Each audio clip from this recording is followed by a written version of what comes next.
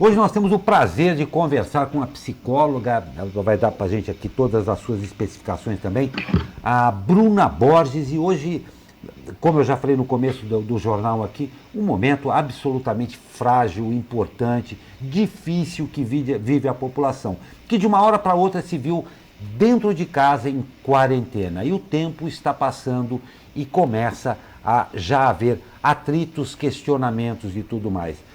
Bruna, nós agradecemos muito a sua participação e a especialista, claro, é a senhora, mas um momento muito difícil para a população em que, fatalmente, alguns pontos de psicológicos aí vão acabar aflorando. Um momento nevrálgico e difícil. É isso mesmo que está acontecendo e existe maneiras de a gente estar atento e se cuidar a respeito disso? Muito bom dia, doutora. Bom dia, primeiramente, obrigada pela oportunidade de estar aqui. Acho importante a gente tratar desse tema, né, que está sendo tão discutido. Eu via na matéria anterior de vocês comentando sobre isso. E realmente é um momento muito difícil e isso vai exigindo muito do nosso psicológico nesse momento, né, do nosso aparato psicológico, porque é mudar completamente a nossa vida de forma tão inesperada, né?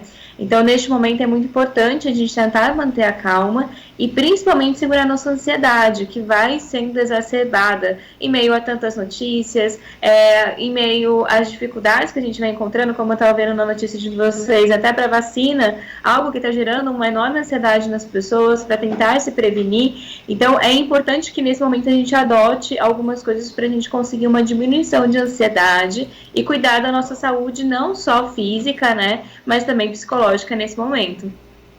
Pois é, doutora, a gente sabe que a depressão é a doença do século, né? Assim também como a ansiedade é uma doença muito grande, mas como é que a gente identifica, por exemplo, estou em casa, estou ansioso, de que momento passa a ser uma emoção para um caso de doença, um caso clínico, né? Qual a diferença, como é que a gente começa a identificar, quais são os principais pontos para a gente identificar, falar, nossa, não, eu estou com ansiedade devido aqui a esse período em casa?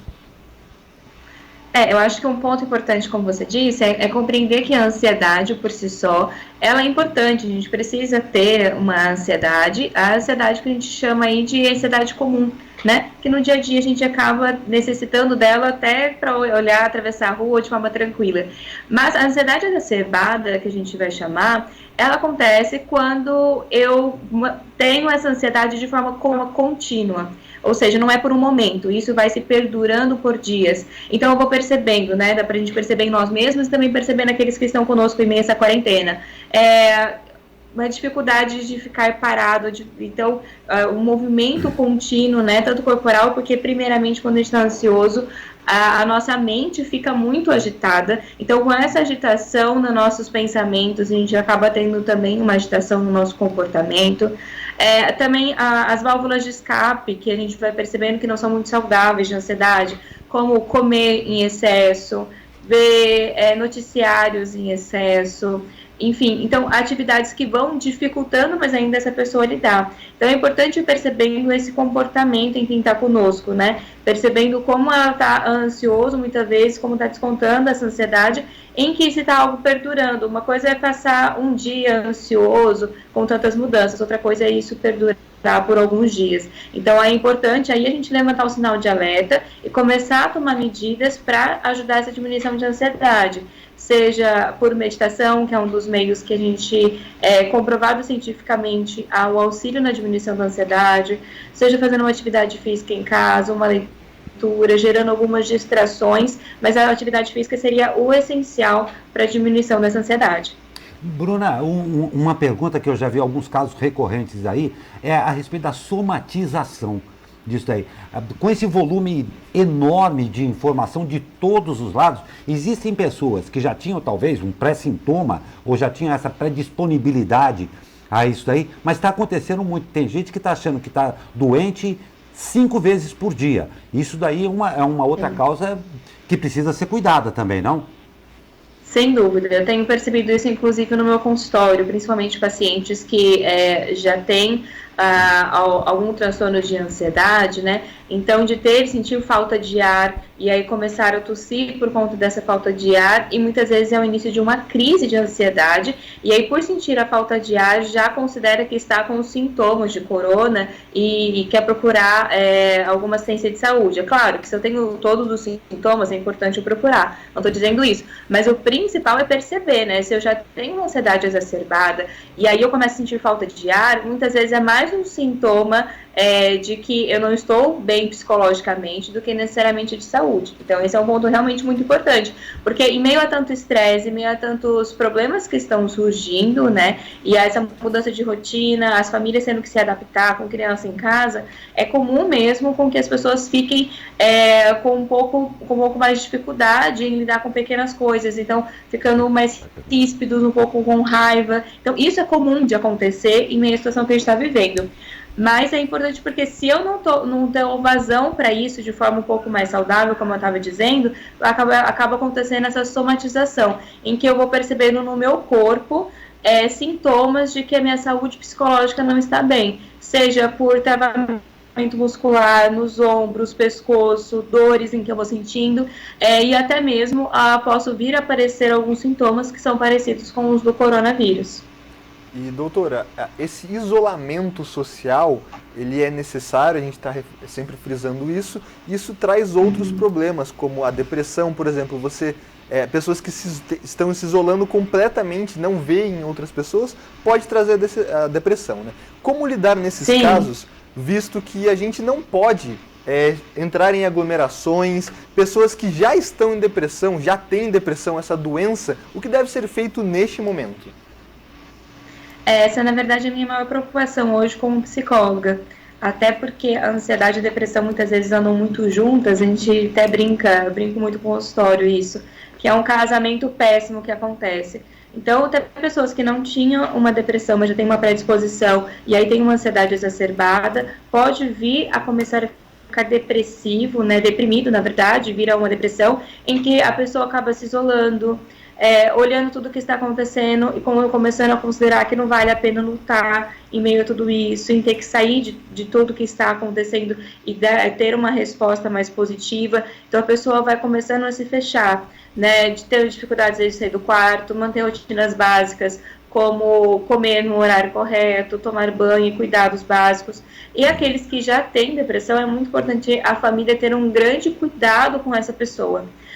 Principalmente os idosos, né, que estão tendo que ficar mais em casa mesmo, não estão tendo outra opção, né, de saída, nem que seja em coisas simples. É muito importante a gente ter esse cuidado, porque a depressão ela vai aparecendo e a gente precisa ver formas de cuidar dessa pessoa, como, por exemplo, auxiliar essa pessoa a manter uma rotina. A gente precisa, em meio a essa quarentena, ter uma programação, né, no nosso dia a dia. Então, ter horário para as coisas, nem que seja por período, manhã, tarde, noite, o que eu vou fazer, porque se a gente for simplesmente deixando com que aquela pessoa que já está depressiva ou está aparecendo sintomas e vivendo o dia a dia dela, ela vai acarretando comportamentos que auxilia a manutenção dessa depressão. Então é muito importante que a gente auxilie essas pessoas que a gente gosta, que a gente sabe que tem já essa predisposição a começar a ter comportamentos mais saudáveis e ter uma rotina e conseguir ter um olhar para o futuro, que o depressivo tem muito essa dificuldade. Então conseguir ver além desse momento que a gente está vivendo e que isso vai passar.